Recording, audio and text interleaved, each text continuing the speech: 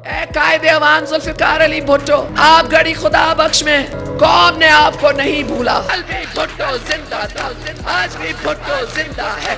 Mister Bhutto کی حکومت ختم ہو چکی ہے، سارے ملک میں مارشل لاء نافذ کر دیا گیا ہے. یہ دھرتی مجھے پکار رہی ہے اور اس لیے میں اس تاریخی لیاقت باغ میں آئی ہوں. On the government of Pakistan, on me and Benazir Bhutto and other leaders, they've attacked me twice.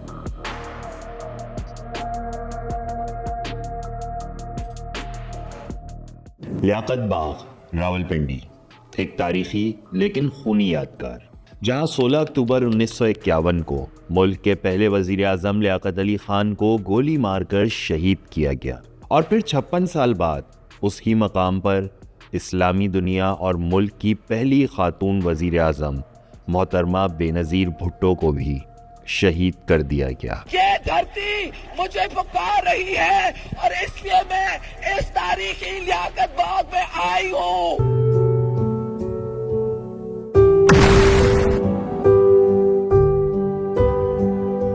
محترمہ بینظیر بھٹو کی شہادت ملک کی سالمیت اور یکجہتی پر ضرب لگانے کی مذموم سازش تھی، کیونکہ انہیں چاروں صوبوں کی وہ زنجیر سے تعبیر کیا جاتا ہے جس سے پاکستان کے چاروں صوبے ایک دوسرے سے مضبوطی سے جڑے ہوئے تھے. محترمہ بینظیر بھٹو نے ایک سیاسی خاندان میں آنکھ کھولی، اپنے والد ذوالفقار علی بھٹو سے سیاسی تربیت پائی. وہ کہتے ہیں نا کہ پوت کے پاؤں پالنے میں ہی نظر آ جاتے ہیں، ویسے ہی بینظیر بھٹو برطانیہ کی آکسفورڈ یونیورسٹی میں صرف ایک طالب علم نہیں بلکہ لیڈر بن کر ابھری. آکسفورڈ یونیورسٹی یونین کے انتخاب میں صدر منتخب ہوئیں.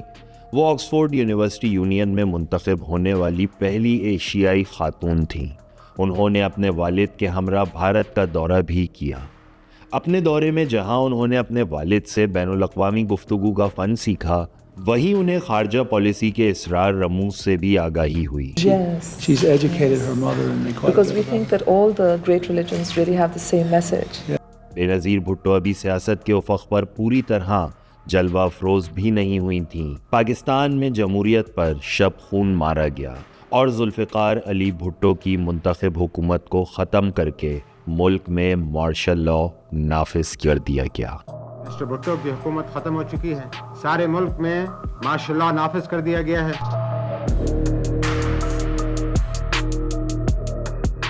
بینظیر کے لیے یہ صرف ایک سیاسی بحران نہیں تھا بلکہ ذاتی المیہ بھی تھا. 4 اپریل 1979 کو ان کے والد ذوالفقار علی بھٹو کو پھانسی دے دی گئی. رہنما و قوم کی آواز خاموش کر دی گئی. میں نے اقتدار کی کرسی کو پہلے ٹھوک کے تاشکند کے باہر پھینک کے رکھا تھا. 2 ذوالفقار علی بھٹو ہیں، ایک جو یہاں کھڑا ہے اور دوسرے آپ مرو گے اور جدوجہد کرو گے، ایمان سے کرو گے، خدا کی قسم کرو گے.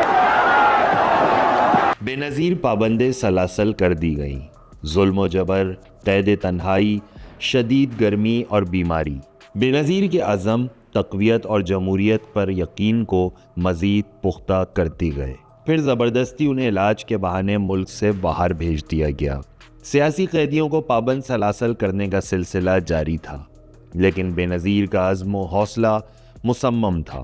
جمہوریت پر ان کا یقین کم ہونے کے بجائے بڑھتا گیا. ملک کی دیگر سیاسی جماعتیں بھی ضیاء الحق کی ریشہ دوانیوں سے تنگ تھیں. بینظیر بھٹو اور بیگم نصرت بھٹو کے لیے مشکل تھا کہ وہ کارکنوں سے رابطہ بھی رکھیں اور دیگر سیاسی جماعتوں کو جمہوری جدوجہد میں شامل کریں. بینظیر نے کمال مہارت سے بااعتماد وسعتوں کے ذریعے سیاسی جماعتوں سے رابطے کیے، جس کے نتیجے میں 1981 میں تحریک بحالی جمہوریت MRD کے نام سے سیاسی جماعتوں کا اتحاد معرض وجود میں آیا. MRD کے قیام کے تقریباً 1.5 سال کے بعد باقاعدہ تحریک کا آغاز کیا گیا.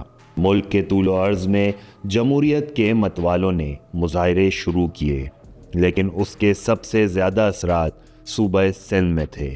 1986 میں MRD کی تحریک کا دوسرا مرحلہ شروع ہوا. تمام ملک سے جمہوریت کے متوالوں نے گرفتاریاں دیں. اس مرتبہ بھی تحریک کا مرکز سندھ رہا.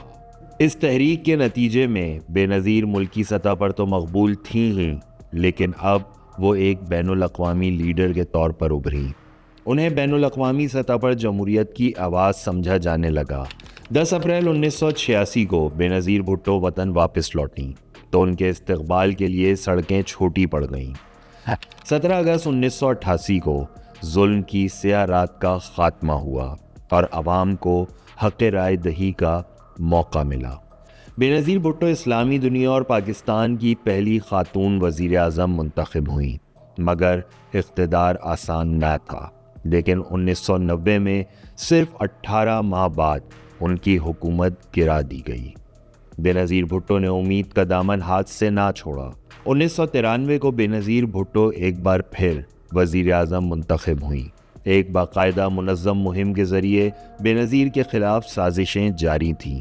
بے نظیر بھٹو پر پارٹی کے اندر سے حملہ کیا گیا اور ان کے منتخب کردہ صدر فاروق لغاری نے بے نظیر حکومت کو تحلیل کر دیا۔ مخالف قوتوں کا خیال تھا کہ بے نظیر اب عوام میں غیر مقبول ہو جائیں گی، لیکن بے نظیر کا ہاتھ عوام کی نبض پر تھا اور عوام بے نظیر بھٹو سے شدید محبت کرتی تھی۔